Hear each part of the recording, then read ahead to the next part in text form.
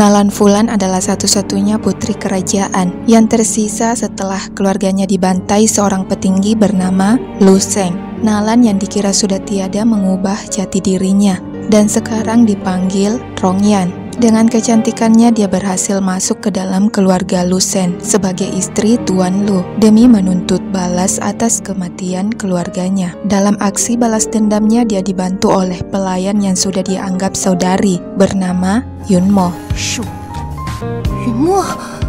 Yunmo datang setelah tahu tuan putrinya telah menikah dengan Tuan Lu. Yunmo ingin mengajari sang putri cara melewati malam pernikahannya. Yunmo lantas mengirim putri ke ruangan Lu Sheng dengan membawa sebuah minuman yang telah dipersiapkan Yunmo sebelumnya. Tak disangka kedatangan putri diketahui oleh putra Lu Sheng yaitu Tian. Tian yang belum tahu ayahnya menikah lantas bertanya, siapa dia dan mengapa dia ingin meracuni ayahnya. Putri ternyata mengetahui itu anak tirinya, Tian. Ketika putri berbalik, Tian terkejut. Sekilas dia melihat gadis yang dia cintai, yang tak lain Nalan, yang statusnya sudah tiada. Rongyan mengambil kesempatan dari lengahnya Tian dan berbalik mengancamnya. Di saat bersamaan Lu Sheng kembali. Yunmo berusaha mengajaknya untuk pergi dari ruangan tersebut karena tak ingin Rongyan ketahuan. Lu Sheng malah merasa ada yang aneh dan bersikap waspada. Bahkan dia melihat minuman yang tergeletak di lantai. Di saat terdesak, Tian keluar dari persembunyiannya. Karena dia tahu wanita di hadapannya tak berani menembak, dia hanya digertak. Tian berusaha melindungi wanita yang mirip tuan putri baginya agar tak ketahuan oleh ayahnya.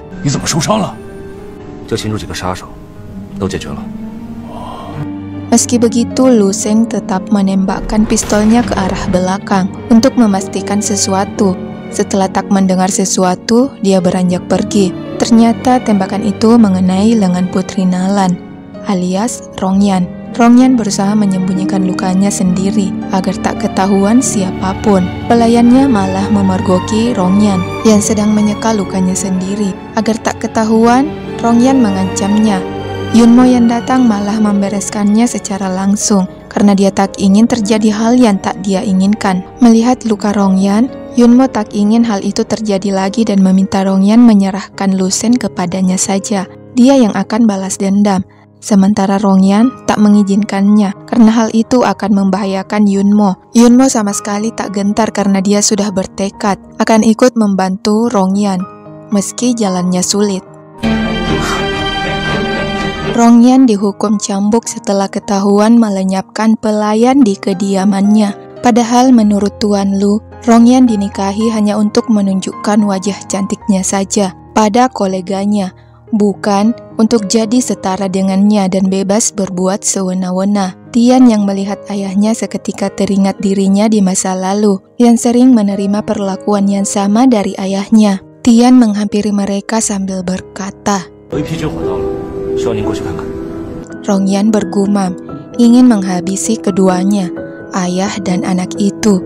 Setelah ayahnya pergi, Tian membawa Rongyan masuk ke kamarnya. Tian berkata, jangan coba-coba membuat masalah pada ayahku, atau dirimu akan tiada cepat atau lambat. Rongyan sama sekali tak takut, karena menurutnya dia sebatang kara, sehingga tak ada lagi yang dia takutkan.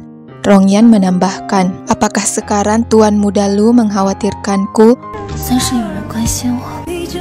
Mendengar ucapan Rongyan, Tian menjauh. Rongyan membuka kain yang menutupi kakinya untuk melihat lukanya. Kemudian meminta Tian mencari obat untuknya. Sementara dirinya berusaha mengingat pelajaran yang diajarkan Yunmo untuk memikat seorang pria. Setelah Tian kembali, Rongyan mempraktekkan apa yang diajarkan Yunmo. Bahkan Rongyan membelai tangan Tian. Seketika Tian terkejut dan menjatuhkan obat tersebut. Setelah memberikan obat yang baru, Tian hendak pergi. Rongyan meminta bantuan pada Tian lagi untuk membantunya melepas kancing miliknya. Tian berbalik dan memperingatkan Rongyan agar tak menggunakan trik yang tak biasa dia lakukan untuk merayunya. Tidak peduli sekeras apapun Rongyan mencoba, hal itu takkan berguna baginya. Tiba-tiba Tian terdiam mendengar suara gelang kaki milik Rongyan. Tian kembali berbalik dan mempertanyakan mengapa benda seperti itu bisa ada padanya. Tian terus memaksa Rongyan berbicara, sementara Rongyan berusaha melepaskan genggaman Tian pada kakinya. Rongyan yang tak berhasil melepaskannya memilih menggigit leher Tian agar Tian mau melepaskannya.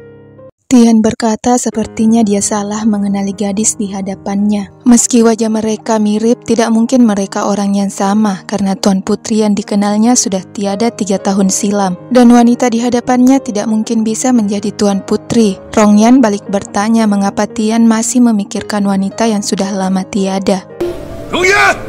Tiba-tiba Tuan Lu kembali dan mencari keberadaan Rongyan. Rongyan memilih bersembunyi dalam lemari sambil menyekap mulut Tian. Rongyan yang takut gelap dan ruangan sempit seketika berkeringat dingin dan tak bisa menopang tubuhnya lagi. Lagi-lagi Tian terkejut karena menurutnya Nalan juga takut akan kegelapan. Setelah ayahnya pergi, Tian keluar dan membaringkan Rongyan di tempat tidurnya. Tian berusaha menyeka wajah Rongyan. Alangkah terkejutnya Tian ketika melihat tanda lahir Rongyan yang sama persis dengan milik Tuan Putri Nalan. Tian bertanya-tanya apa benar itu Nalan, tapi dia jelas-jelas melihat Nalan sudah tiada saat itu. Pikiran Tian dipenuhi banyak pertanyaan, apa yang sebenarnya terjadi kala itu, dan jika benar dia Nalan, mengapa dia bisa menjadi istri ayahnya. Hingga akhirnya Tian menyimpulkan, Nalan sepertinya ingin balas dendam pada ayahnya, dan jika itu benar, bagaimana dia bisa melakukan hal itu sendirian, sementara ayahnya sangatlah kejam. Setelah memikirkan semua itu, Tian berusaha menenangkan Rongyan yang terus mengigau.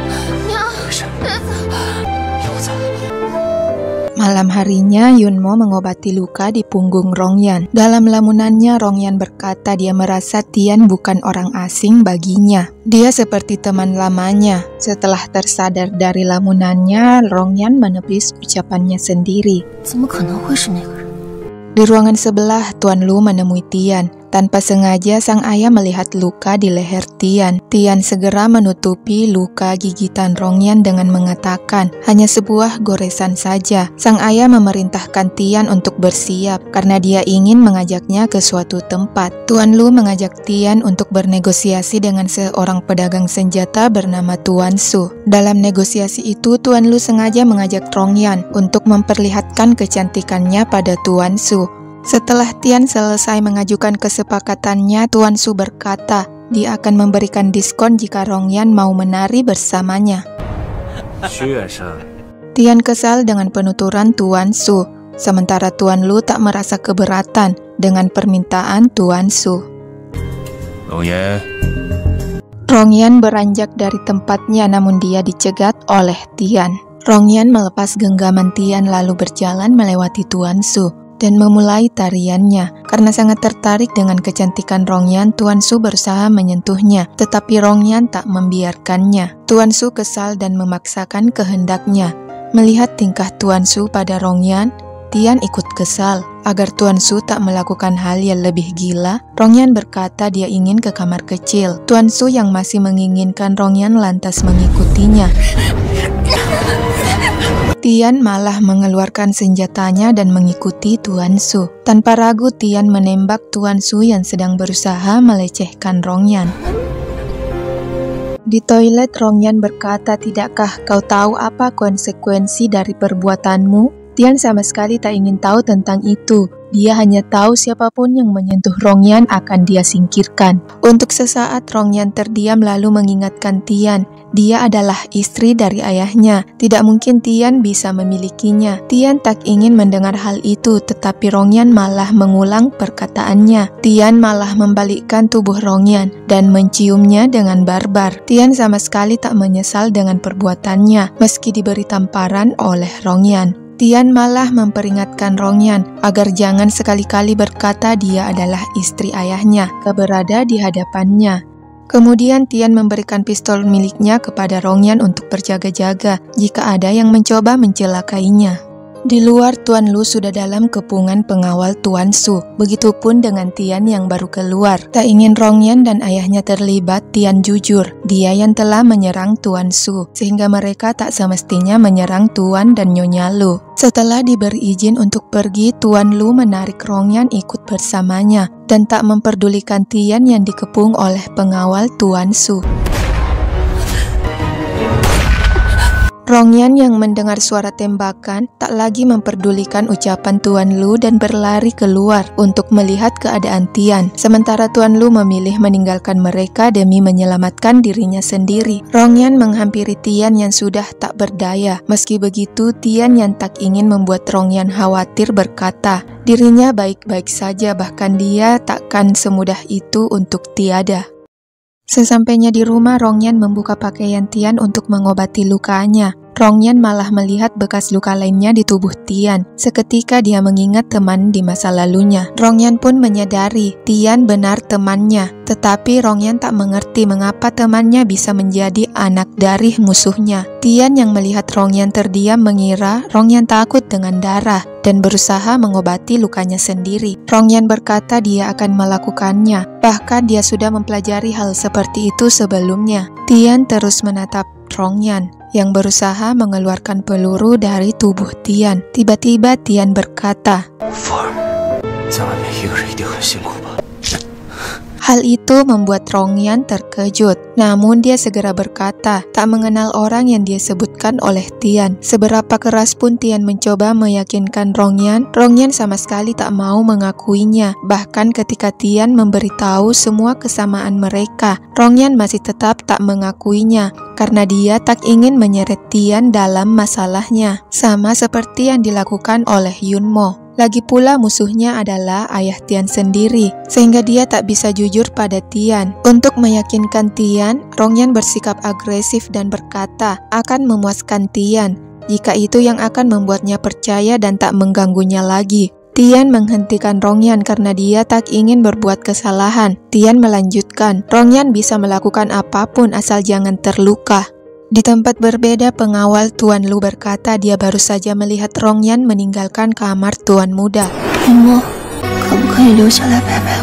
Setelah pertemuannya dengan Tian, Rongyan merasa tak tenang dan meminta Yunmo untuk tetap tinggal dan menemaninya. Rongyan mulai bercerita 7 tahun lalu dia bertemu Tian di istana dan menamainya Xiaolong. Saat itu Tian dikurung dalam sebuah sangkar dan ada banyak luka di tubuhnya. Rongyan memberinya 2 buah permen yang dia bawa. Sebagai gantinya, Tian memberi 2 lonceng berharganya pada Putri Nalan. Itulah awal pertemuan mereka. Setelah itu Tian selalu mengikutinya. Putri Nalan selalu memberinya beberapa permen yang dia bawa, lalu Tian mengambilnya dan kembali mengikuti Putri Nalan. Hal itu terus berlanjut sampai mereka dewasa.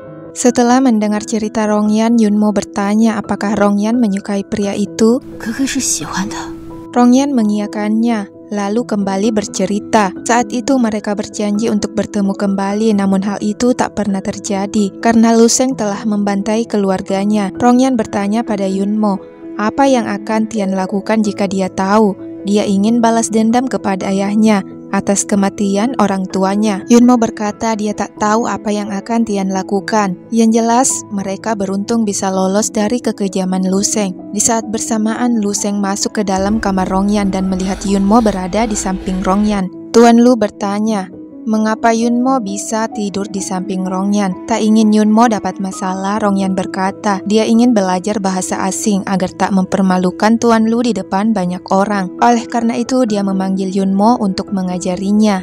Lu Sheng yang tak mau mendengar alasan apapun kemudian menyeret Rongyan. Di tempat berbeda, Tian diberitahu oleh pelayannya jika ayahnya baru saja pergi ke kamar Rongyan. Tanpa pikir panjang, Tian bergegas pergi meski lukanya belum sembuh total. Kembali ke Rongyan, Tuan Lu mencambuk Rongyan. Yunmo yang berusaha menolong Rongyan ikut terkena cambukan. Pada akhirnya Rongyan meminta Yunmo pergi karena dia tak ingin dirinya terseret dan ikut dipukuli. Tak hanya dicambuk, Rongyan dicekik hingga Rongyan sangat kesakitan. Tuan Lu sama sekali tak mau melepas tangannya. Rongyan yang menemukan sebuah pistol di belakangnya langsung menembak Tuan Lu hingga tewas. Lalu Tian yang mendapati ayahnya telah tiada, tanpa pikir panjang langsung menembak Rongyan. Saat itu juga, ternyata itu hanya ada dalam bayangan Rongyan. Karena tak ingin hal seperti di bayangannya terjadi, Rongyan pasrah jika dirinya harus tiada di tangan Tuan Lu. Beruntungnya seseorang memanggil Tuan Lu, lalu Rongyan memberikan potongan kertas yang diberikan Tian sebelumnya pada Tuan Lu. Setelah melihat potongan kertas itu, Tuan Lu bergegas meninggalkan Rongyan. Yunmo kembali mendatangi Rongyan untuk menenangkannya. Rongyan yang merasa lonceng miliknya hilang, berlari keluar untuk mencarinya. Tanpa memikirkan cuaca yang sangat dingin, Rongyan terus mencari lonceng tersebut. Setelah menemukannya, Rongyan sangat senang. Di saat bersamaan, Tian datang dan menyelimuti tubuh Rongyan dengan baju miliknya. Tian bertanya, mengapa Rongyan berada di luar dalam lebatnya salju dan dalam keadaan yang tak memakai alas kaki? Bagaimana jika kamu sakit? Lanjut Tian. Rongyan terdiam dan hanya menatap gelang lonceng di tangannya. Melihat itu, Tian berkata, hanya karena lonceng itu kau membuat dirimu dalam kekacauan seperti ini. Tian melanjutkan, lihatlah dirimu. Kau mengatakan tak mengenalku dan berusaha menghindariku, dan sekarang kau menyiksa dirimu hanya demi lonceng yang sudah rusak. Tian berharap Rongyan berhenti menyiksa dirinya sendiri lalu memeluknya. Rongyan bergumam. Dia meminta maaf karena tak bisa melepas kebenciannya pada ayah Tian, dan dia juga tak bisa menghadapi kebencian dari Tian jika tahu apa yang akan dia lakukan, sehingga dia tak ingin Tian tahu kebenarannya dan tetap menganggapnya sudah tiada.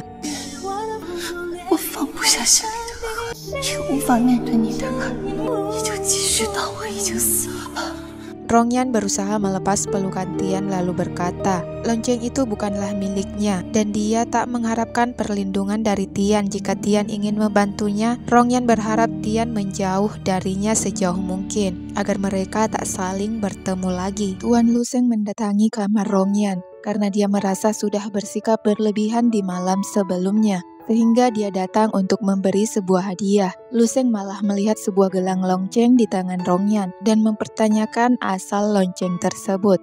Tak ingin Luseng mencurigainya, Rongyan membuang lonceng itu ke dalam bara api.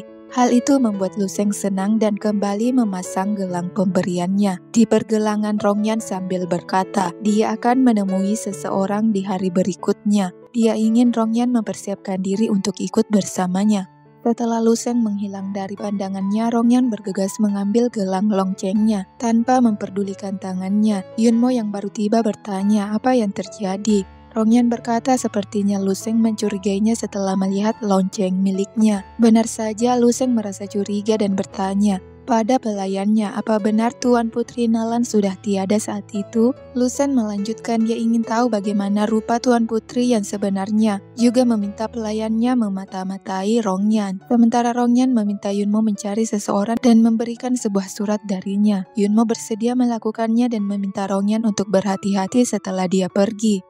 Setelah itu, Tuan Lu membawa Rongyan juga Tian menemui seseorang untuk menjodohkan Tian dengan anak dari kenalannya itu. Rongyan yang tak ingin mendengar perbincangan itu meminta izin untuk ke belakang. Tian malah mengikutinya. Rongyan ingin menghindarinya tetapi Tian berkata, sudah kukatakan sebelumnya jangan pernah menghindariku. Tian mendekati Rongyan dan menciumnya dengan sangat barbar. Awalnya Rongyan menolak, namun pada akhirnya Rongyan menerimanya, tetapi mereka malah ketahuan oleh Nona Min, wanita yang akan dijodohkan dengan Tian. Tak ingin Tian dapat masalah, Rongyan berkata, itu bukan salah Tian, dialah yang merayunya. Tian berkata, ucapan Rongyan tidak benar, apa yang terjadi tidak ada hubungannya dengan Rongyan. Dialah yang telah memaksanya. Tian jujur pada Nona Ming, mereka baru bertemu sekali. Dan meski mereka akan dijodohkan, Tian ingin Nona Min tahu bahwa dia sama sekali tak memiliki rasa pada Nona Min.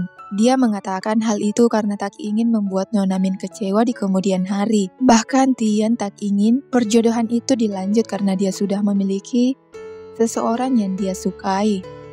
Nona Min berkata, dia adalah ibu tirimu. Bagaimana kalian bisa bersama? Itu urusan kami, ujar Tian.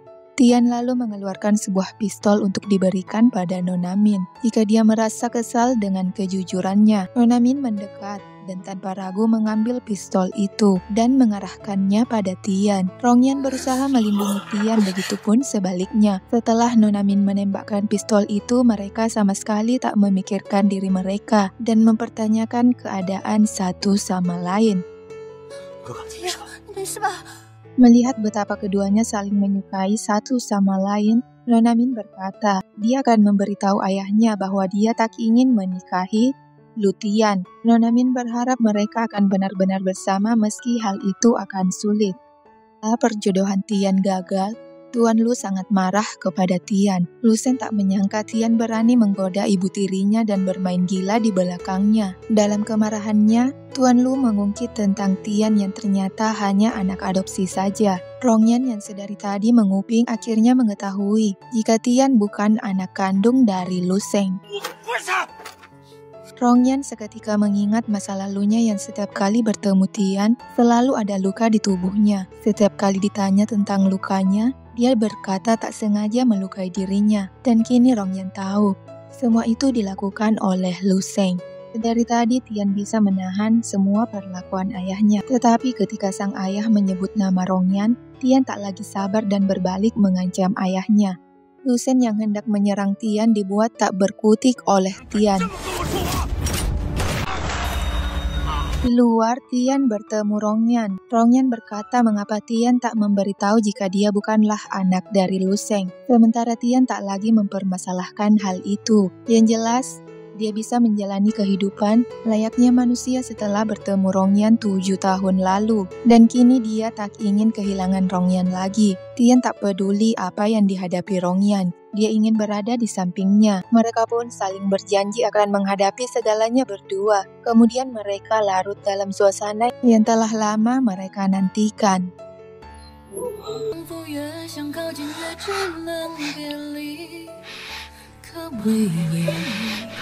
Beberapa hari berlalu, Rongyan sangat khawatir karena seharusnya Yunmo sudah kembali, namun dia sama sekali belum melihatnya. Dalam kegelisahannya menanti Yunmo, seseorang menyerang titik leher Rongyan hingga dia tak sadarkan diri. Setelah tersadar, dia mendapati dirinya sudah terikat di hadapan Yunmo, yang juga diikat sama sepertinya. Tuan Lu ingin mengadu domba Yunmo dan Rongyan, dengan berkata kini dia tahu Rongyan ternyata seorang putri dan merupakan nyonya rumah ini. Dan semua itu diberitahu oleh Yunmo. Rongyan mengatakan, sebenarnya dia bukanlah seorang putri.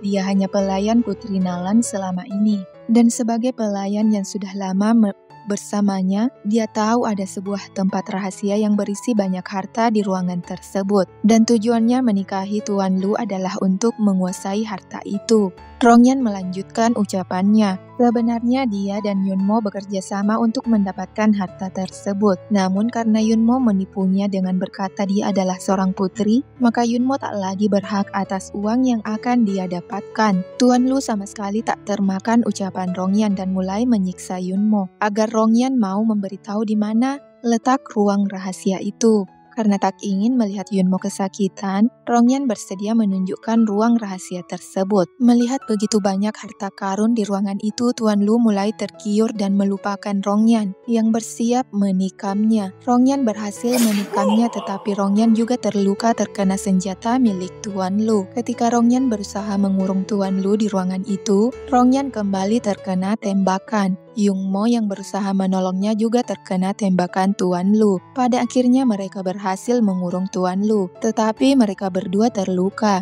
Yunmo yang tak bisa lagi menahan luka di tubuhnya terjatuh, begitupun dengan Rongyan. Beruntungnya Tiang datang dan menolong mereka.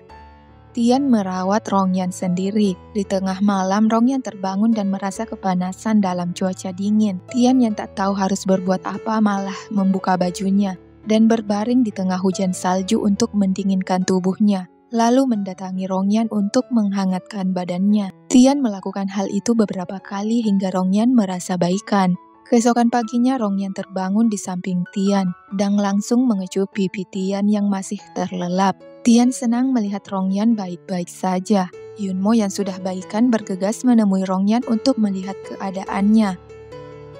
Singkat cerita, Rongyan dan Tian akan melangsungkan pernikahan mereka. Sebelum itu, Tian menemui ayahnya yang sekarang sedang dirantai. Tian memberitahu, kini Rongyan akan menjadi istrinya. Dia datang untuk membalas dendam atas perlakuan buruk yang selama ini dia terima, juga balas dendam kematian keluarga Rongyan. Rongyan yang tahu apa yang akan Tian lakukan bergegas menemuinya. Rongyan tak ingin Tian mengotori dirinya atas dendamnya, sehingga dia sendiri yang akan menghukum Lu Sheng dengan tangannya.